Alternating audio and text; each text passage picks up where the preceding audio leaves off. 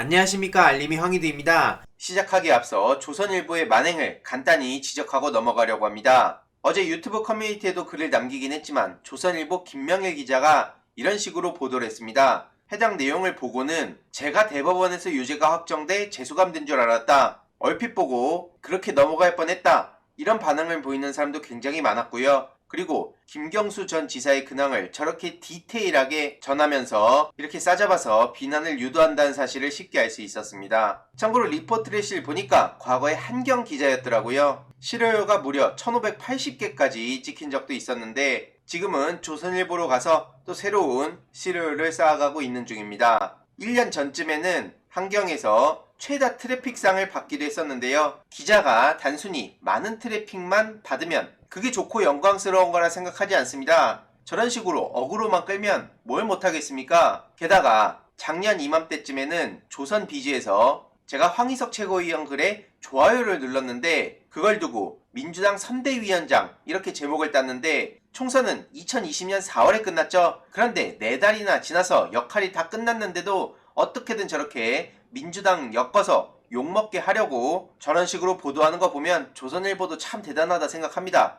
페이스북에 좋아요 눌렀다고 저렇게 민주당까지 엮어서 말 같지도 않은 보도하는 거 보면 참 기가 막힐 따름입니다. 본격적인 주제인데요. 현재 윤석열 측에선 박지원 게이트 타령하면서 어설픈 공작을 벌이려고 하고 있지만 그게 쉽지 않다는 사실을 지난 영상을 통해 전해드렸습니다. JTBC에 직접 출연했던 공익신고 당사자 조성은 씨가 페이스북을 통해 입장을 밝혔는데요. 지금 TV조선을 비롯해서 의도가 명백해 보이는 보도를 통해 사건이 엉뚱한 방향으로 가고 있는데 이걸 다 지켜보고 있다는 거죠. 기자들의 전화가 반나절 만에 400여 통이 오고 있어서 페이스북을 통해 한 번의 소식을 전한다는 내용이고요. 이 사건의 본질을 지적했습니다. 핵심은 20년 4월 3일 그리고 20년 4월 8일 그 사이에 이미 종료된 범죄 사건이고 이후에 그 어떤 부분도 사건에 개입될 여지가 없다는 거죠. 누구랑 밥을 먹었느니 이런 것들은 애초에 이 범죄 사건과는 새로운 사실이 개입되거나 연관될 여지가 없다는 거고요. 정치적 해석이 될 여지를 최소화시키려고 직접 수사기관에 자료들을 제출했다는 얘기도 공개했습니다. 박지원 국정원장 같은 경우에는 법사위를 오래 해서 윤석열과도 친분이 있는 걸로 알아 그 어떤 상의를 할 대상으로 고려도 안 했다는 거고요. 애초부터 이미 조작 타령, 추미애 타령, 박지원 타령 이런 프레임 씌우기를 시도하려는 건 충분히 예상을 했기에 그걸 방지하고자 모든 자료를 가장 먼저 수사기관에 제출한 거고 또 추가로 제출할 예정임을 밝혔습니다. 앞으로도 추가적으로 증거를 제출하고 사건의 진실을 밝히기 위해 최선을 다할 것임을 밝혔고요.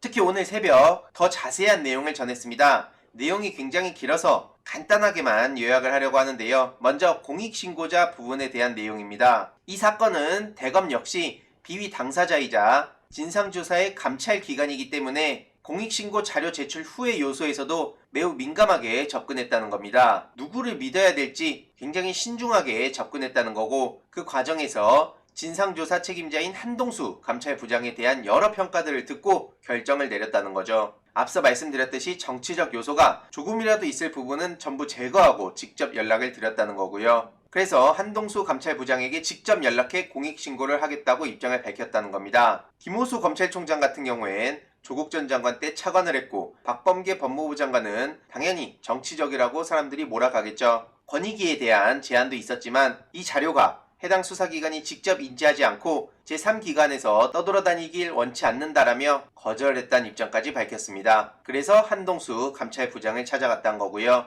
처음엔 USB 자료를 가지고 갔고 휴대폰 원본 제출을 요청해서 적극적 자료 제출을 말씀드렸고 자료를 살펴보고 공익신고임을 인정할 수 있고 원본까지 확인을 진행할 필요성을 느끼면 회신을 달라고 했다는 겁니다. 이후로 연락이 왔고 원본을 제출했다는 거죠. 공수처 관련 부분을 보면 김웅과 윤석열의 기자회견의 태도도 문제였지만 특히 윤석열 씨가 누가 대검에서 저런 걸 공익신고로 인정해줬냐 라는 식의 위압적 태도 그리고 마치 대검에 영향을 끼치기 위한 이해할 수 없는 기자회견을 보고 대검 감찰부 외에도 여러 군데의 수사기관에 객관적 자료 제공의 필요성을 절감했다는 거죠. 이후로 뉴스버스 기자를 통해 공수처에서 사안의 중대성으로 객관적 자료와 증거의 확보를 위한 협조를 요청했다는 거고 대검에도 공수처에 자료 제출 등에 관한 요청을 상의했다는 겁니다. 이런 상황에 윤석열 캠프에선 조성은 씨에 대한 총 공세를 하고 있는 상황이기에 구체적으로 이렇게 사실을 공개했단 거고요. 젊은 여성이 어떻게 저렇게 감히 판단할 수 있냐? 뒤에 누가 있는 거다 라고 하고 싶겠지만 조성은 씨는 각 선거마다 책임과 결정이 있는 역할을 한 것으로 그런 논란은 터무니없는 거라고 지적하고 있고요. 과거 문준용 씨 제보 조작 선거 당시에도 벌어졌던 일들을 자세히 공개하기도 했습니다.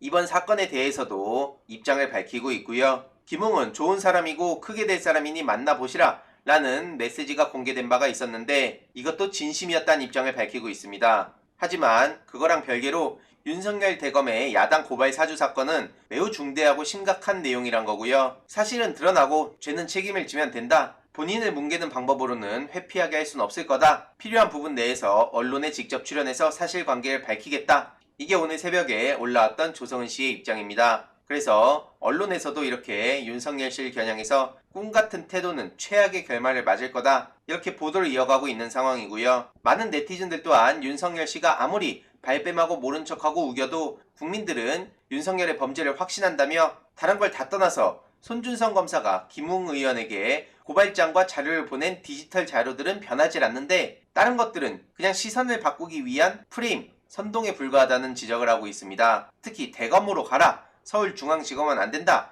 이렇게 명확한 지시까지 내렸는데 어쩜 저렇게 뻔뻔한 모습으로 일관할 수 있냐, 이런 지적도 이어지고 있고요. 전호영 역사학자는 윤석열 측에서 박지원 게이트 타령하는 걸 두고 국가기밀을 관장하는 국정원장 휴대폰을 압수수색하라고 요구하려면 일단 한동훈 핸드폰부터 풀고 윤석열, 김웅, 정정식은 물론이고 그들이 만났던 모든 사람의 핸드폰도 내놔야 될 거라는 거죠. 이게 상식적인 게임의 룰이라는 거죠. 틀린 말 하나 없다 생각하고요. 참고로 지금 윤석열 씨를 적극적으로 옹호하고 있는 장제현 씨, 그의 아들 노엘이 또 사고를 쳤습니다. 재난지원금 좋아서 공중제비 도는 땡땡들, 이런 식으로 비하하면서 인터넷에선 센 척한다고 저렇게 조롱을 하고 있는데요. 나를 까는 사람들은 대부분 대깨문, 벌레들이다, 이런 식으로 비난을 하기도 했었고 정부의 코로나 대응을 비난하기도 했었죠. 그런데 음주운전 교통사고, 운전자 바꿔치기, 이와 관련해서 엄청나게 많은 비판을 받기도 했었고 장제현 의원도 꽤나 크게 타격을 받은 바 있습니다. 특히 최근에 장제현 의원은 윤석열과 정점식의 사이를 스스로 공개하며 제대로 헛발질을 찼다는 평가를 받고 있기도 한데요. 노엘 씨로 인해 장제현 의원은 두고두고 비판을 받을 것으로 보입니다. 그리고 다음 영상을 통해 김웅 씨의 야당 탄압 프레임, 씨알도 안 먹힌다는 소식을 전해드릴 예정이고요. 저런 어설픈 헛발질들이 오히려 국민의힘에 비판을 불러온다는 내용도 간략하게 전해드리도록 하겠습니다. 이번 내용도 유익했다면 구독, 좋아요, 알림 설정, 멤버십 가입 정말 큰 힘이 된다는 점 말씀드리고 싶습니다. 이번 내용도 주위에 널리 공유 부탁드립니다.